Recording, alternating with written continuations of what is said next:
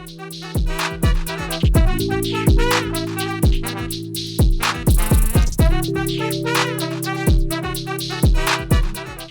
guys, Montel here, and welcome back to another Free Thinking with Montel, the podcast where we bring you remarkable stories of courage, hope, and the extraordinary strength of the human spirit. In this episode, we're going to shine a light on a profoundly inspiring narrative, a story not just about survival, but about flourishing in the face of adversity. This is the tale of a deep, nurturing love that drives a profound battle for life, embodying hope, resilience, and an unwavering connection between a father and his daughter. Today, we're also addressing an urgent health issue, colorectal cancer. Alarming statistics from the American Cancer Society's 2024 Cancer Facts and Figures highlights the stark reality that colon cancer has become the top cancer killer for men and the second for women in the United States, with predictions stating that 1 in 20 individuals will face the disease in their lifetime. Increasingly, it's affecting people at a younger age. However, there is a light in the midst of the darkness. Prevention and the possibility of early detection can dramatically change the outcomes. In the center of all of this is Mr. Paul Weigel, an embodiment of resilience who not only conquered Ironman challenges, but also battled colon cancer head on. His story is further detailed in his book, The Iron Dad, and is a testament of the power of love and the sheer willpower. Paul, it's an honor to have you on our show of Free Thinking today. Thank you so much for being a part of the show. Thank you for having me and for such a wonderful introduction. Really glad to be here. Absolutely, sir. Look, your memoir, Iron Dad, a cancer story survivor or a cancer survivor story of discovery, strength, life, and love through fatherhood is a powerful narrative that's moved everyone who's read it. Could you share a little bit about your journey and what led you to write this book? And I guess what I really am asking for is let's go back a little bit. Let's tell me a little bit about your background, everything that led up to the moment that you decided to write this book. The background is like all of us have. We've got long and storied backgrounds that bring us all together and that got me to this point. Ultimately, what started me writing this book was 11 years ago. I was diagnosed with stage 3 cancer, as you mentioned at the start of the interview. My tumor, I had a tumor about the size of my fist at the junction of my rectum and my colon. It ended up having me 100% blocked, which meant I could not go to the bathroom, and almost to the point I needed to have emergency surgery. We found out at the time that I had this cancer and that I needed to immediately start treatment. So in starting treatment, I ended up having what came down to 8 months of hell of going through radiation and chemotherapy, having a surgery, and then having 6 more months of chemotherapy.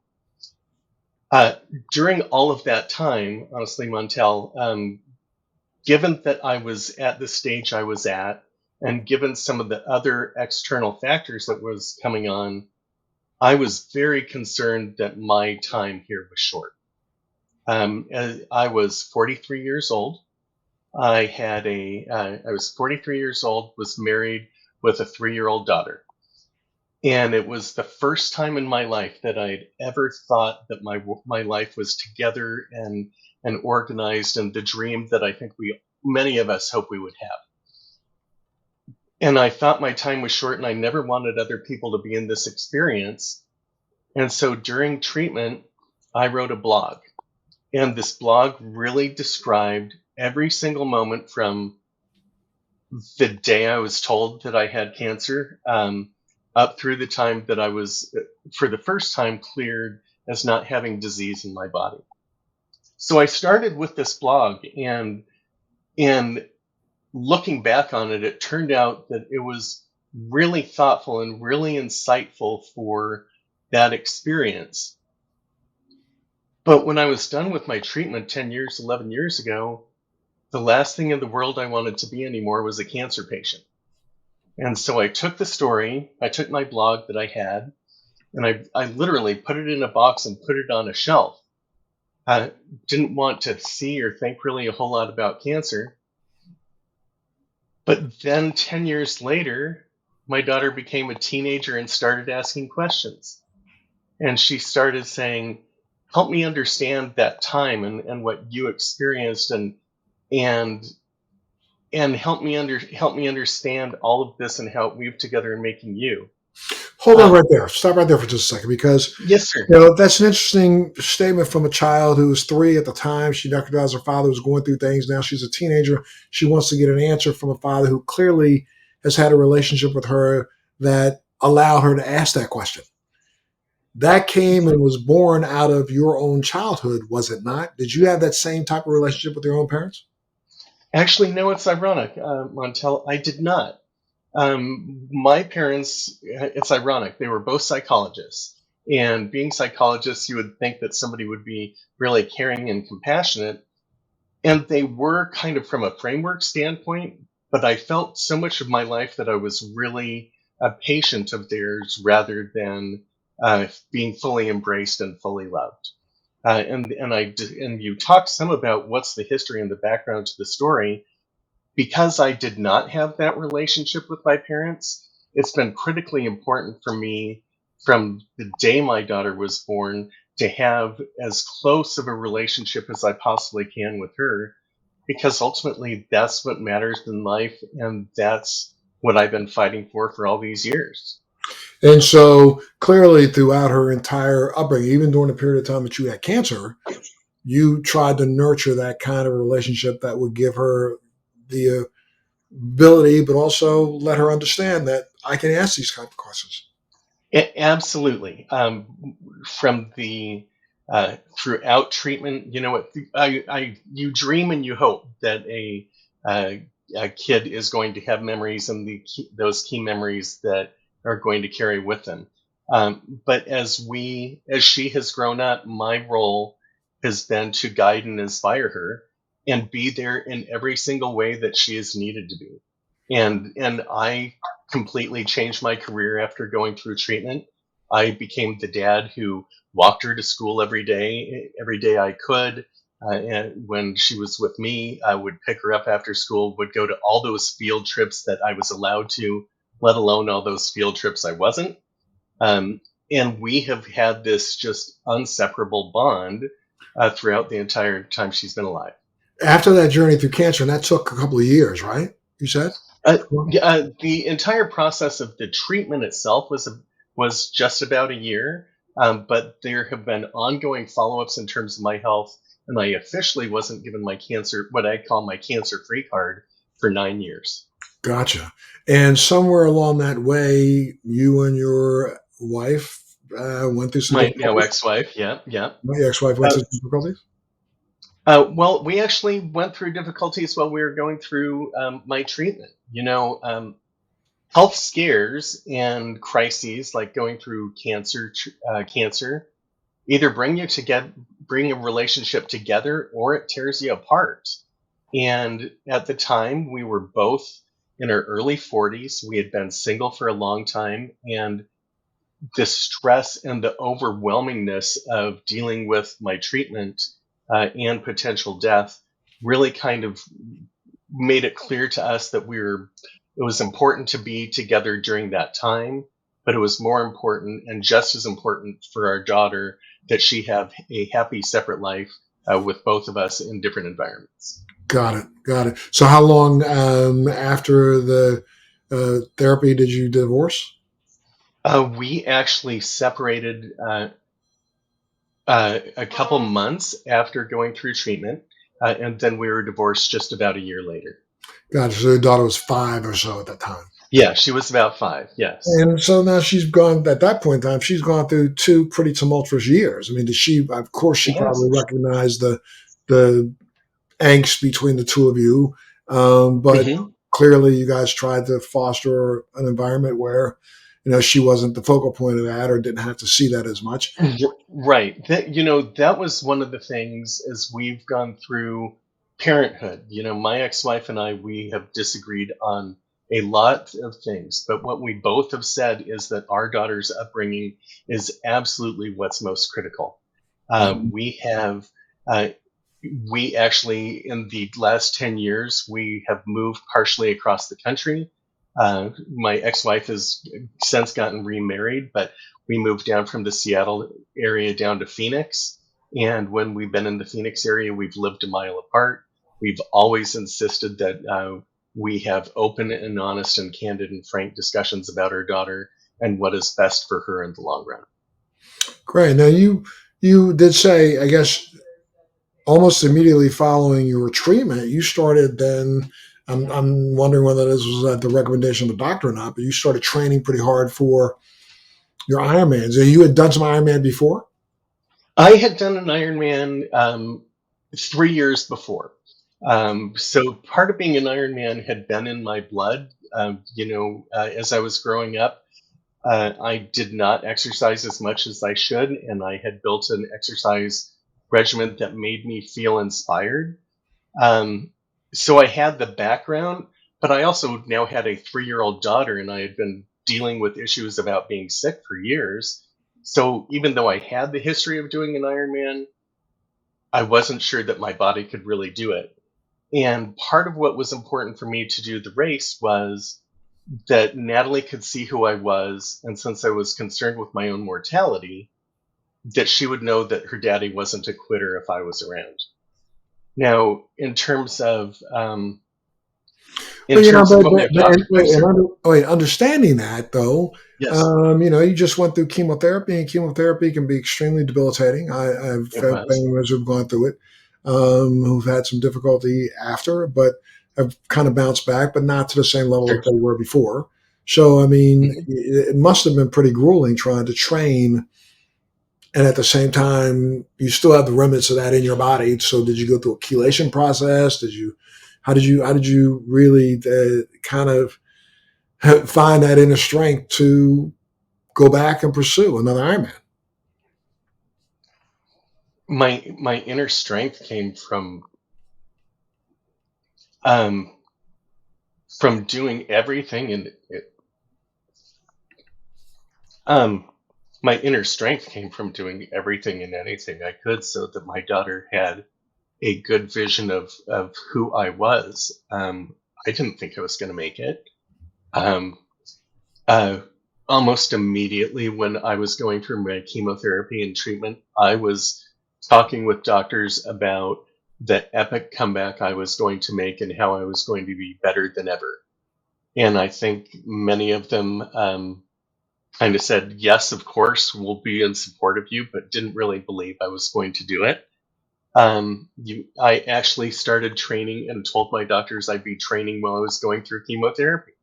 And they said, you know what? Exercise is critically important as you are fighting anything. The more you are active, the stronger your body is, and you are more resilient. So I made a point to swim when I could, even when I had chemotherapy port. I tried to bike. I couldn't really do it super well. But then on my last day of chemotherapy, I actually strapped my chemotherapy backpack on, uh, and I did a half marathon. Because for me, just to have that thought and that hope of for me, it was a finish line photo that I dreamed about. When you do an Ironman triathlon, when you're done and you cross the finish line, they say your name followed by you are an Ironman, and I needed to kind of hear that again, and I needed to have my daughter see that. And I've got this wonderful photo that I had dreamed about while I was going through treatment of me holding her and just being able to share in that moment together. Um, so I think back to your original question, it was, what did I do from a training standpoint? It was a house of cards. I did all this training as much as I could while being sick. Absolutely, you're right. It was hard on my body. I couldn't feel my feet anymore from the neuropathy I was going through. Um, but I went from each event to each event, becoming exponentially more accomplished, knowing that if I could possibly do this next one, I could take it as a foundation and move on to the next huge, big goal. And 7 months later, I found my way at the start line and then at the finish. Now have you done more since? I have. Part of being an Ironman and part of that has been a little bit of my legacy. I have done 4 other Ironman triathlons since then.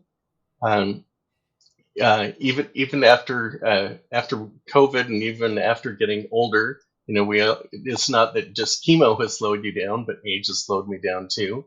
But this year, I'm actually doing an Ironman in California later on in October. How So, old are you? and I'm 54, Got it. and it is great now because since I am still around, and now my daughter is 14, that she now sees these events and experiences them. She's not participating, but she gets to see me continue to fight and continue to do things that hopefully are inspirational. Wow. And reflecting back on your journey, I mean, what advice would you give someone else who finds themselves, let's say, in a similar situation, facing an uphill battle against a debilitating disease like cancer? There are a couple different things here for me. The biggest one, though, what I would say to people as they're going through a debilitating disease is get as much information as possible up front. That it is so scary, whether it's cancer or multiple sclerosis or many other diseases, that the first thing you hear and people many times hear and see is they think to themselves, oh my God, my life is never going to be the same ever again, or I'm going to die. But for me, and what has been a continued resilience for me is having hard conversations with your doctor about what's best for you and fighting like hell. I mean, there were too many people I saw 10 years ago and I see now who just have assumed they're going to die immediately, and they're just kind of being passive rather than taking the Yeah. ownership of their own health. And part of that's because so often so many doctors, fake like they have a crystal ball, and not one of them has Right. a fucking has a crystal ball. None of them. These guys, if they were God, none of us would be sick. So I remember when I got my diagnosis for MS. I mean, I had a doctor literally look me in the face on the day that I got diagnosed and said, "Well, you might be in a wheelchair in the next 5 years." It's like I felt like smacking him. It's like, who the hell do you think you are? How do you know what's going to happen to me 5 years from now? You were not some genius. Stop. You know what I mean? I know, and I would venture to say that I agree with your information or your suggestion wholeheartedly to anyone who gets a diagnosis of anything. You are your number one advocate. No one else can Yes. advocate for you better than you can. And the only way you can do so is by educating yourself on what it is that somebody's diagnosed you with. I mean, and this isn't rocket science. I mean, as much as we like to believe that medicine is rocket science, it's not. If you have a brain and have the ability to read, then you can read up on what this illness is and look at various opinions about the illness, at least steep yourself in knowledge. And sometimes you'll find the knowledge, when I first started digging into MS, almost every single, article I read was this dire death sentence. And then I was like, well, stop. There's got to be some positive shit out here. Excuse my mouth. And I started finding the positive. And when I started finding the positive, I started realizing, guess what? There's more positive than there is negative. So let's look at the positive. Not every single person who has this illness, not every person who ever has colon cancer has it the exact same. That's why we are all individuals. So what Exactly. happened to that person isn't necessarily going to happen to you if you literally put the things in place that can have positive impact. I mean, I've always looked at how can I most effectively mitigate and impact some of the symptoms I have? Is it possible? And when you start digging in deep, you start to realize that, yeah, there are some things that are possible. Is it an exact correlation? Maybe, maybe not. But at least if I try to do this, that trying to do something positive has an overall positive effect over everything. Yeah. So I agree with you. I'm glad you said that. How has this experience changed your whole perspective about life, about health? So much. Just so much. Before my daughter was born, I was somebody who worked hard and played hard. I lived in Seattle. I lived in the shadow of the Space Needle for almost 25 years. I had a great career that had grown exponentially. I'd worked at Chase. I had worked at Microsoft, was doing some consulting in other spots. But deep down, I was miserable. And then I mentioned having a family felt like the world was coming together. But once I got through treatment, everything I did from a career standpoint before really paled in comparison to watching my kid grow up. So I've been consulting and I've done a lot of different things, but ultimately my job has been to watch my daughter and be there for everything and anything that she could possibly want. Um, During that period of time while you were going through chemo, through surgery, through all that, that had to have been tough trying to prioritize what was the thing that needed the most effort from you, whether it be responsibility of fatherhood or I mean, how did you balance that? I balanced it terribly, honestly, Montel. I mentioned earlier on that my now ex-wife and I, the strain and stress of that was too much for both of us. Um, I have always been one who's believed in the mantra: if you believe in the impossible, the incredible can come true. It's a And really great. So say that again. if you believe in the impossible, the incredible will come true. And I have believed that every single day that I have been knocked down so many times, and each time I get knocked down, I make a point to come back stronger. Uh, and and uh, and th- and in terms of prioritizing, that's not only was I going to beat cancer, I was going to be a great dad. I was going to work. I was going to do an Ironman triathlon. I was going to hopefully be a good husband. And I did pretty well on four of them, and didn't do as much on the fifth. Got it. Got it. However, the priorities seem to have they went the right direction because now you're living a life full of hope and right responsibility for the child. Oh, absolutely. And my life is so much more than anything I ever possibly could have imagined, and that has been one of the shining beacons of going through my treatment and going through the last 10 years, is that so much of my life that was hard and was difficult isn't hard and difficult anymore. My ex-wife actually found somebody pretty soon after we got divorced, and they are perfect for each other and have a wonderful marriage. And so the fact that life is exponentially better than it was, yes, things have turned out the way they're supposed to. Cool. And now you've taken it upon yourself to make sure awareness is raised about the colorectal cancer, or you've teamed up with some celebrities and other organizations that have partnered with you to help raise that awareness. Why don't you tell me a little bit about some of those groups and some of the people that you're working with? Yeah, it has been this has been an incredible ride, Montel. When I wrote my book and then started talking about it in January, I really had only planned on having it be a manuscript that I could share with my daughter. And then, as you mentioned, the American Cancer Society came out with this report, 2024 report, saying colon cancer was way up. And then I started talking with many different groups. The Colorectal Cancer Alliance is a tremendous group and is doing just absolutely wonderful fundraising to get colon cancer awareness in place, as well as Fight CRC, as well as Colon Town. These are wonderful groups that are incredibly supportive in helping people. As we talked about, you need information. So those associations have been great, but just as much in terms of being a huge advocate, one of the first groups I talked to was Livestrong, which used to be the Lance Armstrong Foundation, but now is focused on making lives of people who have cancer even better. And I've actually worn my Livestrong band for 20 years. But now Livestrong and I are talking quite a bit, and we are being evangelists for each other, really extending the story into so many different ways. The triathlon community has picked it up just as well.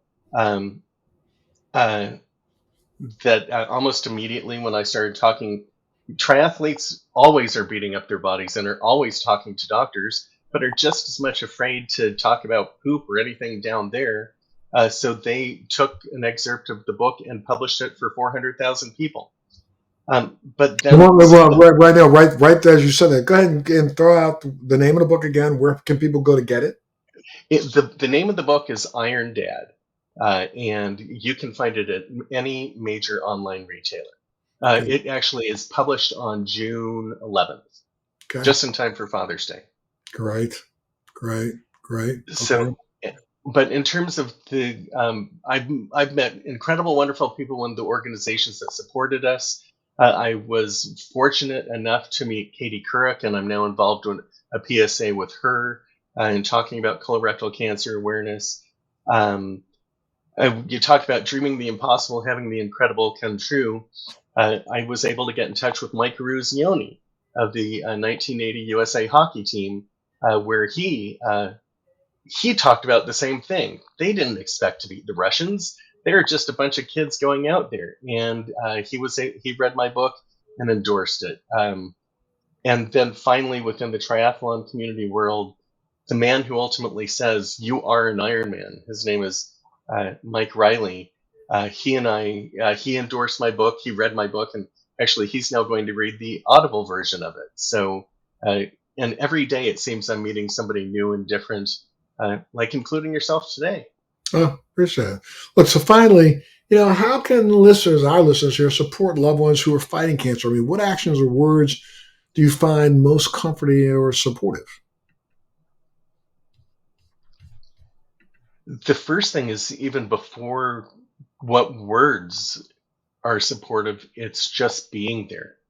It is being available to listen and appreciate your spouse or partner or parent who is going through unbelievable, overwhelmingly scary things.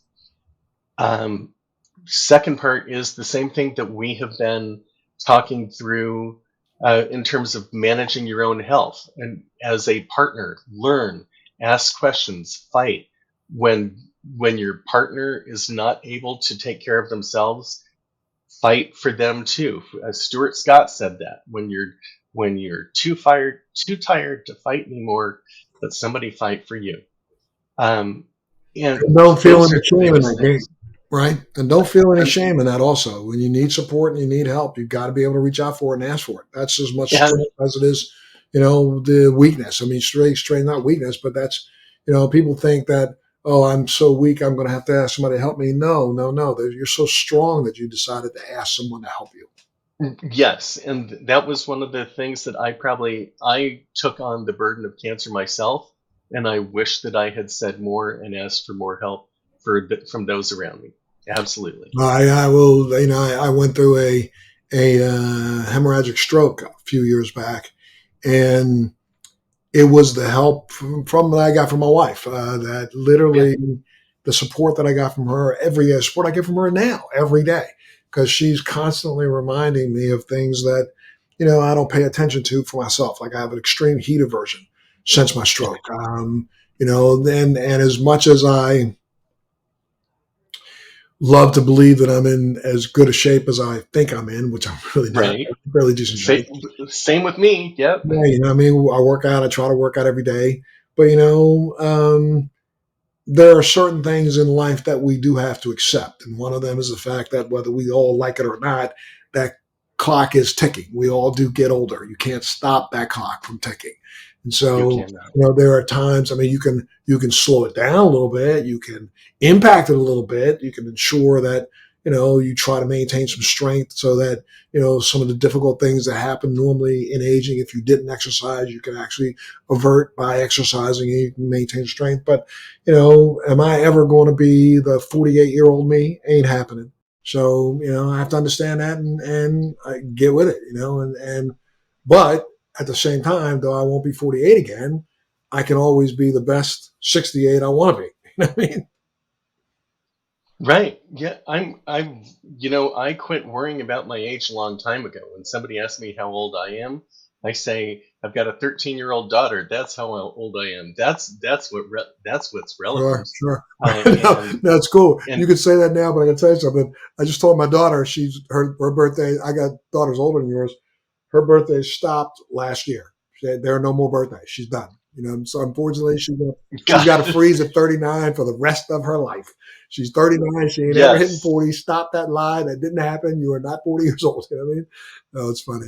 But yeah, totally. so I have three daughters, so I do understand that special bond. I have three daughters and one son, but yeah, it's so funny. We crack up about it a lot. My daughter gave birth to our first grandson 2 years ago, and Awesome. that's been a joy also. And that'll be a crazy joy that you have to look forward to. Well, and that was again one of the things you asked very early on was what got me through either chemo, what got me through getting to that race. When I got diagnosed with cancer, my first thought was all those experiences I was never going to have with her. And so now, where I get to see her hopefully her high school graduation, getting married, having her own kids, and living a great life, that is now what's the awesome part. And one more time, Paul, where can we get your book? What's the title of it? Where can we get it? The title of the book The title of the book is Iron Dad, and you can find it at any major retailer, Barnes and Noble, Amazon, and really anywhere online. Well, I'm going to suggest, first off, thank you so much for being a part of the show today. And for our listeners out there, you should go out and get a copy of it. Extremely inspirational and honestly rewarding because the journey is a good journey. And I wish you more success in all your Ironmen. And I Thank hope that you. relationship between you and your daughter keeps growing.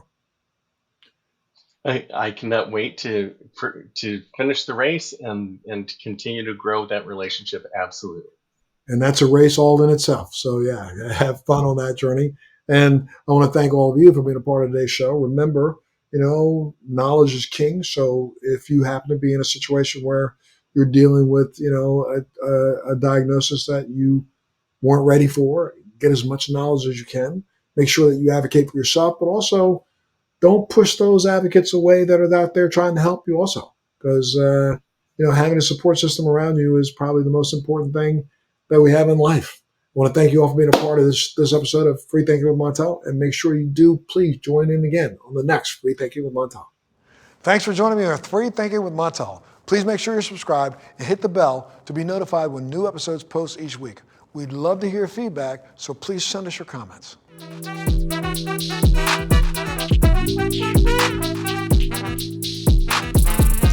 Thank you.